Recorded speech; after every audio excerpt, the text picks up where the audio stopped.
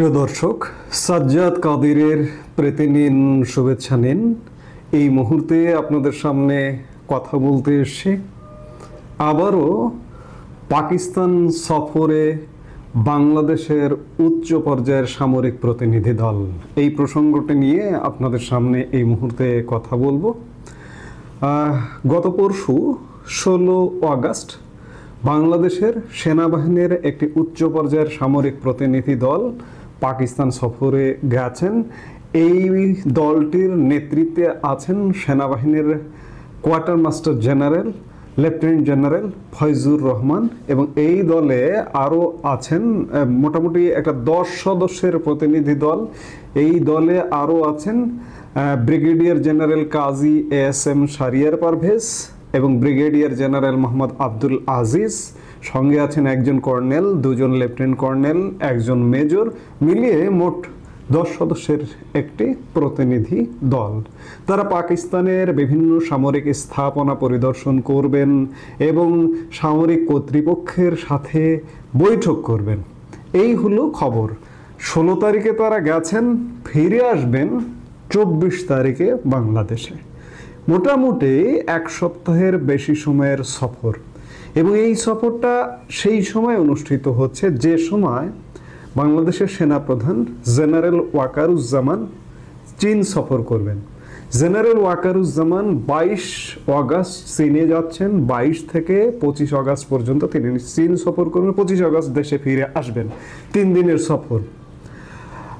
আমার কথা হচ্ছে যে পাকিস্তান সফর করছেন, এর আগেও পাকিস্তান সফর করেছে বাংলাদেশ সেনাবাহিনীর সেনা প্রতিনিধি দল। বিশেষ করে দীর্ঘদিন পর 16 বছরে সেনা প্রতিনিধি দল, পাকিস্তানের কোনো সেনা প্রতিনিধি দল বাংলাদেশ সফর করেছে কিংবা বাংলাদেশের কোনো প্রতিনিধি দল পাকিস্তান সফর করেছে এমন নজির আসলে নেই।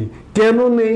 পাকিস্তানের সাথে আমাদের সম্পর্কটা কেমন? আমাদের স্বাধীনতা মুক্তিযুদ্ধের প্রশ্নে আমরা সবাই জানি। এর আগে গত জানুয়ারি মাসে বাংলাদেশ সেনাবাহিনীর PSO principal staff officer lieutenant general Kamrul হাসানের নেতৃত্বে একটি সামরিক প্রতিনিধি দল পাকিস্তান সফর করেছিল, এবং সেই সফরের পরবর্তী সময়ে পাকিস্তানের আবার একটি উচ্চ পর্যায়ের সামরিক প্রতিনিধি দল একজন মেজর জেনারেলের নেতৃত্বে বাংলাদেশ সফর করতে এসেছিলেন। অর্থাৎ পাকিস্তান এবং বাংলাদেশ সামরিক প্রতিনিধি দলের সফর চলছে, নানা রকম সামরিক বিনিময় হচ্ছে, অভিজ্ঞতা বিনিময় হচ্ছে, খুব ভালো কথা। কিন্তু আমরা অভিজ্ঞতা বিনিময় করব কোন সময়? এমন একটি সময় যে সময়টিতে পাকিস্তান বাংলাদেশের জন্য সত্যিকার অর্থে একটা হুমকির কারণ হয়ে দাঁড়িয়েছে। পাকিস্তান সেনাবাহিনীর সর্বোচ্চ পর্যায় থেকে সেনাপ্রধান থেকে আসিম মুনিরের মুখ থেকে এমন কথা এসছে যে পাকিস্তান এবার যদি ভারত আক্রমণ করে তাহলে পূর্ব সীমান্ত হয়ে আক্রমণ করবে। পাকিস্তান আইএসপিআর প্রধান লেফটেন্যান্ট জেনারেল আহমেদ শরীফ চৌধুরীও এক ব্রিটিশ গণমাধ্যমে কদিন আগে সাক্ষাৎকারে বলেছিলেন যে আমরা এবার পূর্ব সীমান্ত দিয়ে ভারতের মধ্যে ঢুকে যাব। ঠিক সেই সময় বাংলাদেশ সেনাবাহিনী পাকিস্তান সফর করছে। কিন্তু আমাদের বর্ডার কান্ট্রি কিন্তু পাকিস্তান নয়, আমাদের বর্ডার কান্ট্রি ভারত। এমনকি আমাদের চারপাশ দিয়ে ঘেরা। আপনারা সবাই জানেন, একটা শিশু জানে যে ভারত আমাদের চারপাশ দিয়ে ঘেরা। এক পাশে শুধুমাত্র মিয়ানমারের বর্ডার আছে, এছাড়া পুরোটা ভারত দিয়ে আমরা অবরুদ্ধ। অবরুদ্ধ শব্দটা এ কারণে ব্যবহার করলাম, আমরা আসলে ল্যান্ডলক কান্ট্রি। ডক্টর ইউনূসের ল্যান্ডলক কান্ট্রির কথাটা মনে পড়ে যায়। ভারতের 7 সিস্টার্স হচ্ছে ল্যান্ডলক এরিয়া, বিশেষ করে বঙ্গোপসাগরের কারণে। বঙ্গোপসাগর দিয়ে তাদের কোনো নিজস্ব সমুদ্র নাই।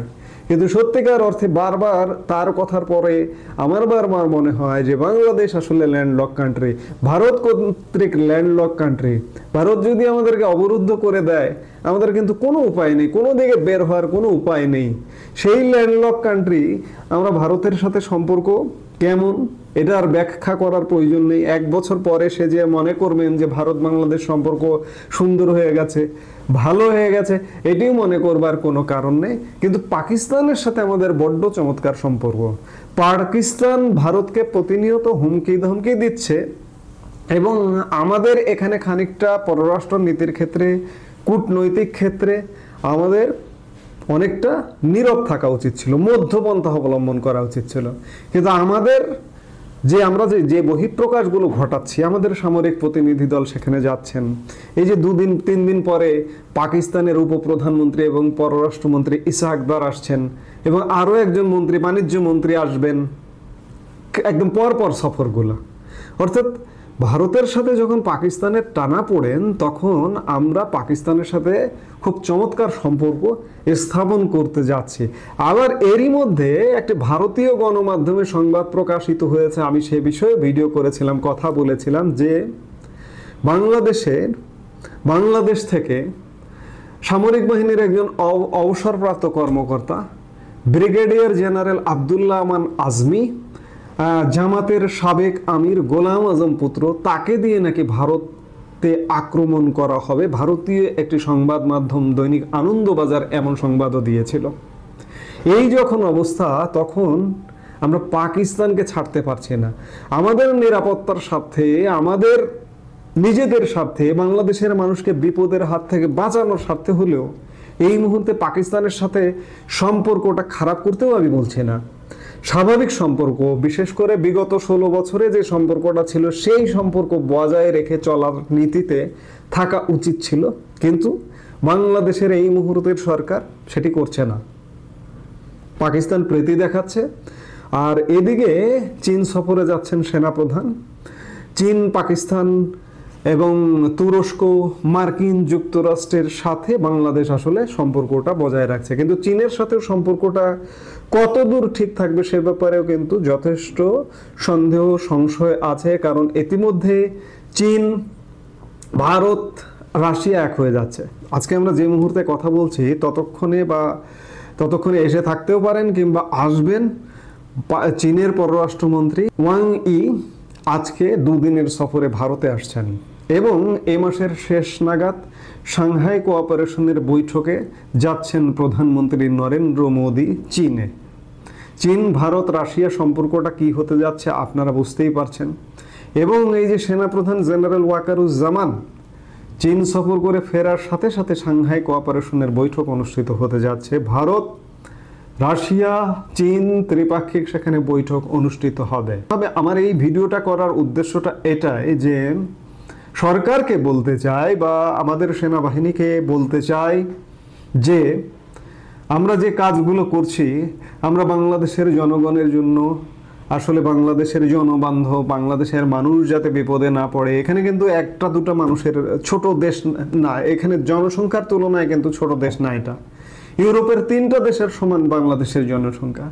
এই বাংলাদেশের জনসংখ্যাকে, এই বাংলাদেশের জনগণকে আমরা বিপদে ফেলছি কিনা এটি মনে হয় ভাবা উচিত। আমরা বলি, কথায় কথায় বলি দেশপ্রেমিক সেনাবাহিনী, অবশ্যই মনে করি, কিন্তু এই যে গত 1 বছরের সেনাবাহিনীর ভূমিকাতেও আজকে দেশপ্রেমের জায়গায় মানুষ বিশ্বাস করে না। আমরা আসলে কোথায় যাচ্ছি দেশকে নিয়ে, সেই ভাবনাগুলো ভাববার যথেষ্ট সময় আছে। কারণ আমার ভারতকে ঠান্ডা রাখতে হবে, সবচেয়ে বড় কথা সবার আগে। কারণ আমি ভারত কর্তৃক ল্যান্ডলক কান্ট্রি, আমি সেই ভারতকে কিন্তু ঠান্ডা রাখছি না। ভারত সীমান্তে ইতিমধ্যে ভারতের যে প্রায়, আমাদের বাংলাদেশের প্রায় যে 4000 কিলোমিটারের ওপরে সীমান্ত, এই পুরো সীমান্তটায় এক প্রকার বাংলাদেশ সীমান্তকে লিখিত বলুন অলিখিত বলুন রেড অ্যালার্ট জারি করা। সেই রেড অ্যালার্টের মুখে আমি ভারতের চিরশত্রুর সাথে দহরম মহরম করছি। এটি বাংলাদেশের জন্য আগামী দিনে বা কতটুকু বিপদ হতে পারে সেটি ভাববার বিষয়, আমাদেরকে অন্ততপক্ষে ভাবাচ্ছে।